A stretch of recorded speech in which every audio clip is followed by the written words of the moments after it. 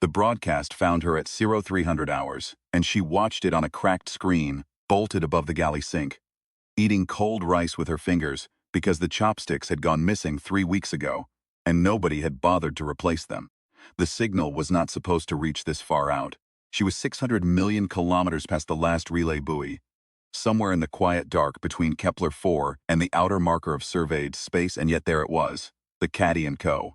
logo filling every channel simultaneously, that single enormous eye, dilated and unblinking, rotating slowly as the fanfare played. Below it, in 17 languages, the same message scrolled on repeat. "We are with you wherever you go, Caddy and CO, the universe improved." Lieutenant Commander Mara Vasquez set down her rice and turned off the screen. She sat in the dark for a while and listened to the ship breathe. The Unsodessa was a survey vessel. Technically, though she had not surveyed anything in 8 months. She had been following an anomalous signal, a pulse, rhythmic and low, emanating from a point in space that should have been empty. And the Admiralty had stopped returning her status pings 6 weeks into the chase. It was possible she had been written off. It was possible nobody remembered she was out here at all.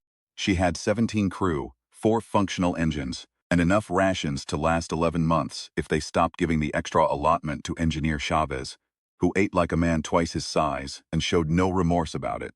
She pulled the screen back on. The eye was still there, still rotating. Mara had grown up with that eye. Everyone had. Caddy & Co. had been a logistics company once. Back off this expansion. Back when corporations still had to answer to governments that had the muscle to make the questions stick. Then the expansion happened, and the distances got too large, and governments got too slow, and Caddy & Co. had simply moved into the vacuum the way water moves into a crack. By the time Mara was 8 years old, the eye was on her school notebooks, her ration packets, the hull of the ferry that took her family to the resettlement station on Titan. By the time she was 22 and sitting her first officer's exam, Caddy & Co. logos were burned into the infrastructure of 43 inhabited systems, like brand marks on old cattle. You didn't think about the eye after a while. You just stopped seeing it. She had stopped seeing it for a long time. She turned the screen off again and went back to her rice.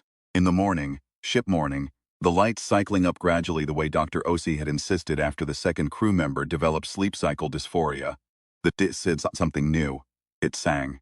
Vasquez was on the bridge when it started, reviewing fuel telemetry with navigator Priya Chen, who had been awake since ship midnight and smelled like cold coffee and very old worry. The song came through every receiver simultaneously, not loud, not demanding, but present the way a voice in a crowd is present even when you are not looking for it. It was structured around a frequency that sat just below the range, where humans consciously registered sound as music, so you felt it before you heard it. A low vibration in the chest cavity that Vasquez initially mistook for engine resonance. Then the words began, and there was no mistaking them for anything structural. The language was not one she recognized, but the shape of it was. The shape was the shape of advertising, the cadence of something being offered, something promised, something packaged and presented as the most natural thing in the world. She had heard that shape in 17 languages across 40 years of life, and she knew it the way she knew hunger, from the inside. "Chen," she said quietly. "Already running a translation matrix," Chen said. Her voice was controlled in the specific way that very experienced people control their voices when they are frightened. It's not matching anything in the database, not human in origin, not human, not even close. The phonemic structure is, it's got about 40 sound components we don't produce anatomically. Whatever's singing this, they've got a throat architecture we've never cataloged. Chen paused. But the harmonic structure. The pattern of repetition, the way certain phrases recur at intervals. "It's an advertisement," Vasquez said. Chen looked at her. "I know what an advertisement sounds like," Vasquez said. "Doesn't matter what language. There's a shape to them. This is that shape." The singing continued for 6 minutes and 42 seconds. Then it stopped, and the signal did something it had never done in 8 months of her following it. It changed direction. It began moving toward them. The first contact protocols were written by committees who had never been in deep space, and Vasquez had read them enough times to have opinions about every clause. The primary principle, do not initiate aggressive action, do not power weapons, do not transmit on emergency frequencies, was sound as far as it went. What the protocols failed to account for was the possibility that you would have 8 months of context about a signal before contact happened, or that the signal would feel, in some bone-deep and professionally embarrassing way, like something you already knew. She ordered weapons kept cold. She ordered passive sensors only. She had HFYs drop their engine output to minimal, so they would read as smaller than they were. Then she sat in the captain's chair and she waited. The ship appeared on visual at 11:47 hours ship time. It was enormous. That was the first thing. Not enormous in a way that suggested threat. Enormous in a way that suggested it had never occurred to anyone who built it that another vessel might be threatened by its size. The way a city building is not threatening, it is simply what a building needs to be when it needs to hold a great many things. It was roughly ellipsoidal, a stretched sphere trailing elongated structures that might have been engines or antennae or something for which she had no referent. The hull was dark but not featureless, covered in what looked, on enhanced magnification, like writing. Dense columns of script running from fore to aft in repeating bands, occasionally interrupted by images. Simplified figures, geometric patterns, and appearing with a regularity that made the hair on Vasquez's arms lift slightly, a single wide circular shape that might have been an eye. "They're transmitting again," Chen said. This time it was not singing. It was direct, a tight beam signal aimed precisely at the Odessa, which meant they had located her, measured her, targeted her with the kind of precision that required either very long observation or very advanced sensors. Probably both. The signal resolved into patterns on Chen's screen. She watched the translation matrix work, watched it find footholds in the structure, watched it begin, slowly, with visible effort, to produce something adjacent to meaning. The first word it produced with 63% confidence was compliance. The second word, a moment later, with 71% was purchase. The third, with 88% confidence because some structures translate across any gap, welcome. Vasquez looked at the eye on the hull of the alien ship and thought about the eye on her school notebooks 40 years ago, on a moon with a thin atmosphere and orange-tinted snow. "Get me an open channel," she said. The creature that spoke to her called itself, as nearly as Chen's translation matrix could render, something like Caddy the postcat. It appeared on the screen as a form roughly bipedal, smooth-skinned, with large eyes that reflected light in the band just below human visible, so that on the screen they appeared as dark mirrors. It wore what seemed to be a uniform. The uniform had insignia that recurred on the hull writing outside. The insignia was the eye. It spoke for 4 minutes without pause. The translation matrix caught perhaps 30%, flagged 60 as probable, and rendered the rest as noise. What came through was, "Welcome, humanity, the universe, abundance, compliance, trade, all one system. The eye sees, compliance, welcome, compliance." Vasquez let it finish. Then she said to Chen, "Tell them we're a survey vessel, no commercial capacity. Ask them what they want." Chen worked the translation in reverse, a slower process, uncertain, but the matrix had more to work with now. The alien received the message. There was a pause of approximately 2 minutes. Then Caddy the postcat responded. This time the matrix caught more, perhaps 50% clean. What it caught was, "We know what you are. We have known you for a long time, you're kind. We watched from outside. Do not require commercial capacity to participate. Participation is the nature of the universe. You are already included. You have always been included. The eye watches. The eye includes. Compliance is the most natural thing. Look." And then the ship did something that should have been impossible. On the hull, across those thousands of lines of dense alien script, images began to appear. Moving images, rendered in light projected across the hull surface, and the images showed humans. Unambiguously humans, bipedal, soft-faced, varied in size and color, going about activities that were recognizable as human activities: eating, building, sleeping, arguing, laughing. The images showed humans surrounded by Caddy & Co. products using Caddy & Co. infrastructure, conducting their lives inside a system where the eye appeared on every surface. The images showed humans who had not yet been informed they were included. "They've been watching us," said Chen softly. "They've been advertising to us," Vasquez said. "Since before we knew they existed." She thought about Caddy & Co. The human corporation with the human eye, the human slogan. She thought about how it had moved into the vacuum left by failing governments, how it had made itself indispensable, how it had put its logo on the hull of every ferry and ration packet and school notebook in the settled systems. She thought about how useful it would be, if you were trying to absorb a civilization without a fight, to have your brand already on everything they owned before you ever said hello. She sat with that thought for a long, quiet, nauseating moment. "Get OC and Chavez up here," she said. "And wake the rest of the crew. All of them." Emmanuel's OC had a theory that he had been developing quietly for the past 6 weeks, on his own time, in the medical bay, because he had not wanted to present it until he had more evidence. He presented it now, at the round table in the wardroom, with all 17 crew members crowded around it, or sitting on the counters with chefs eating something that smelled strongly of onion in the back corner, as though the end of human sovereignty as a concept was not currently on the table. The theory was this. The signal they had been following was not a navigation beacon or a distress call or a curiosity of physics. It was a viral broadcast, a signal specifically designed to be found, followed, and pursued by intelligent species with the capacity for radio detection. The signal was a lure. Its purpose was to guide developing civilizations to the point of first contact under controlled conditions. Specifically, to bring them to the contact site as a small crew on a survey vessel rather than as a fleet, so that first contact could be managed as a private transaction rather than a public event. In other words, the signal was designed to ensure that humanity's first contact with an alien species would happen quietly, witnessed by 17 people on a vessel nobody was currently looking for, in a region of space too far from the relay buoys for an unauthorized transmission to carry. They wanted isolated, said navigation specialist Dakota Runs with Thunder, who had a habit of stating the obvious but doing it in a way that made it feel useful. They wanted us manageable, Vasquez said. Can we run? Asked Ensign Rosa Figueiredo, who was 23 and had been on her first deep space posting for 4 months, and whose face, Vasquez noted, was doing something very specific and very admirable. It was frightened, but it was not broken. Not before they intercept, Chen said. At their demonstrated speed, they'd have us in under 90 minutes. Can we fight? Runs with Thunder asked. 17 of us against that, said Chavez around a mouthful of onion something. No. So what do we do? Figueiredo asked. Vasquez looked around the table. She looked at 17 human faces, tired, frightened, well-fed poorly, wearing uniforms with worn patches and scuffed boots, exuding the specific odor of people who had been living in close quarters for 8 months without enough hot water.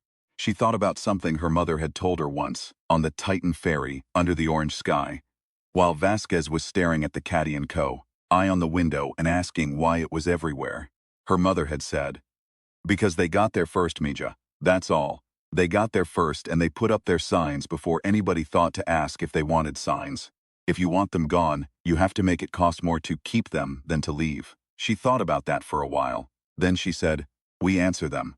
The message took 4 hours to compose. It used the translation matrix as a base and every linguist's trick that Chen and Dr. OC between them could remember from their respective graduate training, and it was reviewed by every conscious member of the crew, because Vasquez wanted 17 sets of eyes on it before she sent it, and several of those 17 eyes improved it significantly. What the message said translated back through Vasquez's own language, and then through the matrix, was approximately this. We have received your signal. We understand your offer. We are not in a position to comply, as we do not make decisions of this magnitude without the consent of our full civilization, which numbers in the billions across 43 inhabited systems, and cannot be represented by 17 individuals on a survey vessel, regardless of the conditions under which you arranged this meeting. We note that you have an existing relationship with human commercial infrastructure, specifically the corporation known as Caddy & Co., and we will need to understand the nature and history of that relationship before any further discussion. We are willing to speak. We are not willing to sign anything. We are not afraid of you. That last sentence was Figueiredo's addition, and when she suggested it, there had been a moment's hesitation around the table, and then Chavez had said flatly, "She's right, put it in," and nobody had disagreed, because it was either true or they needed it to be true, and either way it belonged in the message. Caddy the postcat received the message. Another 2-minute pause. Then something happened on the alien ship's hull that the translation matrix could not process because it was not language. The images on the hull, the advertisements, the images of compliant humans surrounded by the eye, changed. They flickered. For a brief moment, perhaps 3 seconds, the images went dark. Then they came back, but different. The humans in them were no longer surrounded by products. The humans were just humans, doing what humans did. Eating and building and arguing and laughing, with no logos in frame, no eye watching from the background. It lasted perhaps 10 seconds. Then the advertisements returned, the eye returned, and Caddy the postcat appeared on screen again. "What was that?" Runs with Thunder said. "I don't know," Vasquez said. But she felt something shift in her chest, some calibration of the threat. Because whoever or whatever Caddy the Postcat was, they had not built that broadcast system alone. Someone aboard that ship or something had wanted to show humans without the product placement. Someone had run a different reel for 10 seconds and then been overwritten. Something on that ship was not entirely aligned with the eye. She filed that thought where she kept important things. The place her mother called the back pocket.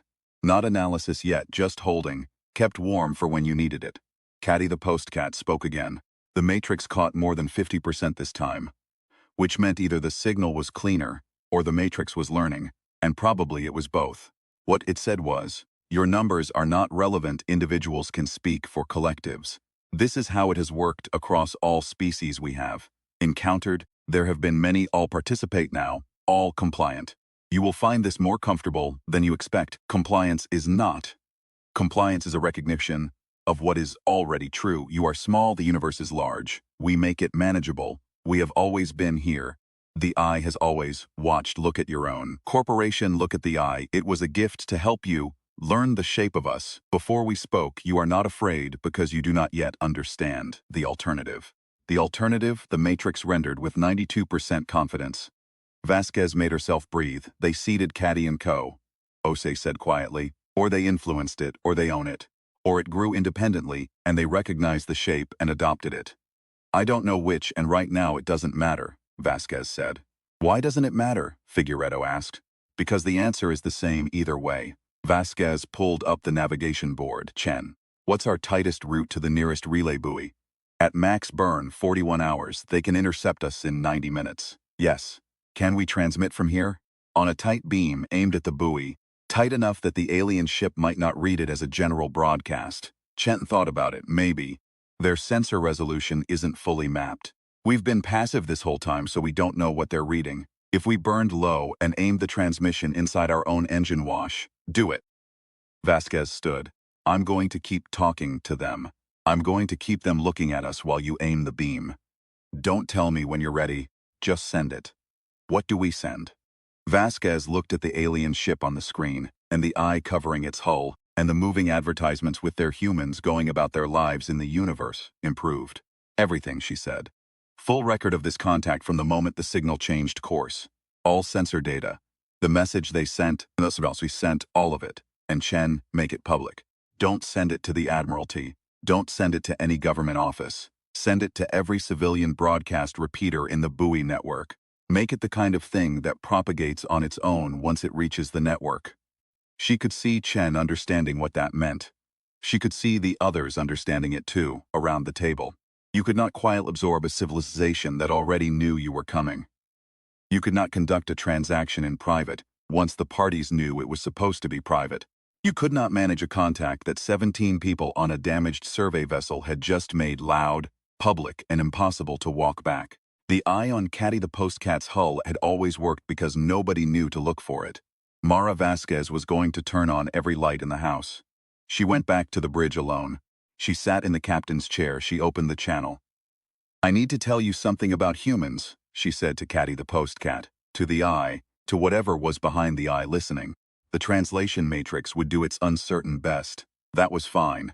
Some things carried even across 60% comprehension. We have a very specific relationship with being told we are already included in something we didn't agree to. We have a history with that. Corporations, empires, religions, we've seen the shape before. You're right that we recognize it. You made sure of that. You put the shape everywhere until we stopped seeing it, and then you came to tell us we were already in. She thought about her mother on the ferry, under the orange sky, eating ration packets with the eye on them. The problem with that strategy is what it tells us about you. Any species that has to build its system before it introduces itself. Any species that has to make itself invisible first, and indispensable second and known third. That species is not confident that the people it's approaching would agree if they were asked directly. You know we wouldn't have agreed. That's why you didn't ask. That's the tell. Caddy the Postcat was still. The hull images kept cycling. The eye kept turning. We are not going to comply, Vasquez said. Not today, not after you've explained the alternative. Not after you've demonstrated the alternative. Not because we don't understand it, because we do. Because every human who ever lived has understood this particular sales pitch. And some of us bought it. and some of us didn't, and the ones who didn't. She paused, felt something old and stubborn move in her chest, made it cost more than it was worth to keep pushing.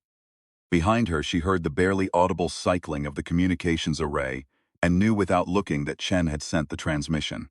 It was done. What happened next was going to happen regardless of anything she said from this point forward.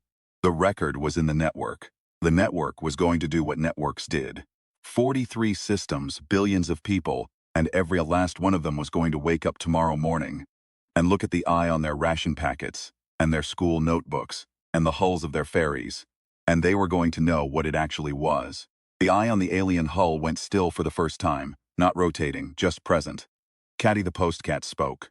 The Matrix processed. The words that came through were not what she expected. Not anger, not threat. The words were, with 81% confidence, "How many times have you done this?" Vasquez almost smiled. "Ask us something harder," she said. The alien ship did not attack. This was either because attack was not their method. The eye did not fight, it simply permeated, or because Vasquez Gambit had changed the calculation, or because of the 10 seconds of altered broadcast, the briefly uncorporatized humans on the hull, some interior negotiation on that ship that she would probably never fully understand. They stayed for 11 hours. During those 11 hours there were 14 more exchanges, each one longer and more coherent as the Matrix refined itself, each one covering ground that no human diplomat had ever stood on before, the scope of the Caddy and Co. Integration, the number of species currently in compliance, the nature of the Minerva Protocol, the alien word translated roughly as Minerva, an ancient internal religious system that had evolved, over millennia, into a corporate charter. They were not entirely unlike humanity in that way. They had simply had longer to let it run. The aliens' method, as it emerged across 14 exchanges, was not conquest. It was something more patient and more total than conquest. Conquest left ruins and resistance and the possibility of reversal. Their method left infrastructure. It left branding. It left a civilization that participated in the system so completely at such a cellular level that the question of resistance never arose because the question of alternatives never arose. They had done this to 11 other species. All 11 were still functional, still conscious, still producing, trading, consuming, still what they had been more or less, just included. Just part of the EYE system. Vasquez thought about that for a long time. She thought about functionality without sovereignty. She thought about the 11 species going about their lives, and whether any of them had had a moment, one person, one survey vessel in the dark, where they could have done something different. The 14th exchange ended and Caddy the postcat was quiet for 20 minutes. Then the ship powered its engines, not toward the Odessa. Away. The departure took 40 minutes. It was not hurried. It had the quality of someone who had intended to leave all along, who was adjusting a timeline rather than retreating from a defeat. Before the alien ship passed out of visual range, the hull images changed one final time. For 6 seconds before the advertising returned, the hull showed, in clear, unmistakable detail, a single image, not humans. Something older and less familiar. A shape that might have been an individual of their own species, small against a large backdrop. Looking up at something out of frame with an expression that the translation matrix could not process because it was not language, but that Vasquez would spend the rest of her life trying to find a word for. Not defiance, something quieter than defiance. The look of someone who had been doing a thing for a very long time and had not stopped. Then the eye came back. Then the ship was gone. The transmission reached the first relay buoy in 47 hours. By ship clock, that meant Vasquez was asleep when it propagated. Truly asleep for the first time in 3 days, in her bunk with her jacket still on, her boots on the floor, her cold rice in the galley for the third meal running because nobody had eaten much in 47 hours. Gato woke her when the acknowledgement started coming back. Not from the Admiralty was still processing. From civilian networks, from the repeater stations. From individual people, 17 messages in the first hour, and then 117, and then the numbers stopped mattering, and became simply a sound, a kind of roar at the edges of the communications array, distant and overwhelming and human. She read some of them.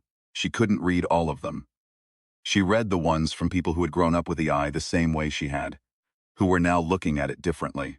She read the ones from people who were angry. She read the ones from people who were, somehow, grateful.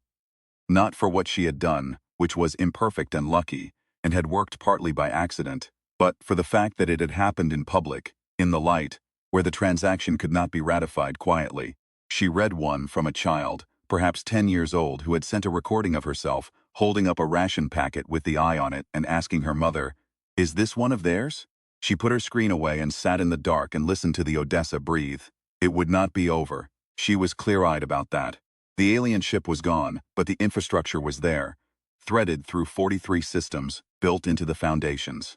Dismantling it, understanding it, tracing it, deciding what was neutral logistics and what was active manipulation, that was going to take decades and the kind of sustained attention that human institutions were not reliably good at sustaining. The eye would not simply close because people knew it was there. But people knew it was there. And Mara Vasquez had learned, at 8 years old, on a ferry under an orange sky, from a woman eating labeled ration packets, without complaint but with eyes wide open, that there was a difference between a system people accepted because they did not see it, and a system people accepted because they had looked directly at it and made a choice. One of those systems had a future. The other one had a problem. She got up, went to the galley, found her rice, found a spoon someone had left on the counter, not her spoon, someone else's, left there by accident or generosity or simple human carelessness, and ate standing up in the dark 600 million kilometers from the nearest relay buoy, while the acknowledgments kept rolling in. The eye on her ration packet caught the light. She looked at it. It looked back. She finished her rice, put the packet in recycling, and went back to work.